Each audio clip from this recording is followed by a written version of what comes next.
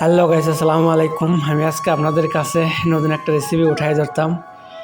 বিশেষ করে প্রবাসীদের কাছে আর যারা বাংলাদেশে মেসে থাকে তাদের কাছে অনেক প্রিয় লাগবে। আসলে কি জানেন, বাঙালিদের সবচাইতে প্রিয় খাবার হলো ভর্তা ভাত। ভর্তা ভাত বাঙালিরা অনেক পছন্দ করে বেশি। ভর্তা যেমনই হোক, ভর্তা ডাল সবাই পছন্দ, সবারই ভালো। তো আজকে আমি বানাইবো ধনিয়া ভর্তা আর হলো মাছ ভাজি ভর্তা, আলুর ডিম ভর্তা। ভর্তা ভাত বাঙালির কাছে সবচেয়ে প্রিয় একটা খাবার। তো এটা আমি ধনিয়া ভর্তা করব।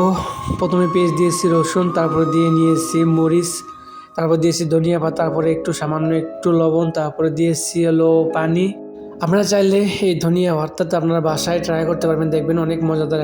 তো ব্লেন্ডার করার পরে দেখেন একটু পাতলা হয়েছে, আরও লাগতো একটু যদি লেবু থাকতো তাহলে অনেক বেশি ভালো হতো, কারণ আমার পানি বেশি হয়ে গিয়েছে, এই জন্য একটু পাতলা হয়ে গিয়েছে।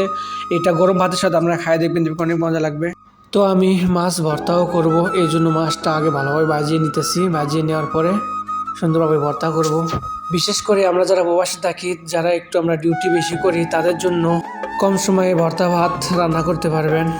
তো আগে যেগুলো আমি পেঁয়াজ, রসুন, মরিচ কেটে রাখছিলাম, এগুলো ভালোভাবে তেলে ভাজিয়ে নিব। ভাজিয়ে নেওয়ার পরে যারা সৌদি আরবে থাকে তারা বুঝতে পারবে যে এখানে সৌদি আরবে ভর্তা করার মতন বাংলাদেশের মতন যে শিল কিংবা পাটা বলায় এটা নাই।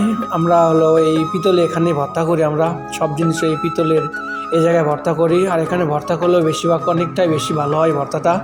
তো আমার মরিচ, পেঁয়াজ, রসুনগুলো চাটনি মশলা, এবারে মাছের কাঁটাগুলো ফালিয়ে নেবো আস্তে আস্তে। শুধু মাছের বড় কাঁটাগুলো ফালিয়ে নিলেই হবে, কারণ আমরা যেখানে ভর্তা করবো এই পিতলে, এখানে এটা দুই একটা দিয়ে সেচন দিলে সব কিছু গুঁড়া মুড়া হয়ে যায়। তাই আমরা এটা দিয়ে ভর্তা করি আমরা প্রবাসী যারা।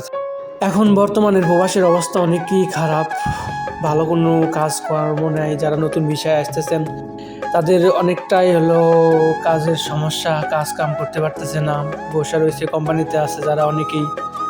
এখন যদিও যারা সৌদি আরবে আসতে চান তারা অবশ্যই ভালো কোনো একটা বিষয়ে আসবেন, হয়তো মসজিদ কোম্পানি কিংবা আলাদা হলো কোনো একটা ভালো কোম্পানি থাকলে সেই কোম্পানিতে আসতে পারেন, কিংবা দোকানের কাজে আসতে পারেন। যদিও ভালো কিছু আপনাদের কিংবা হসপিটালে বিষয়ে আসতে পারেন, একটাই সমস্যা। তো সবাই ভালো থাকবেন, আল্লাহ হাফেজ।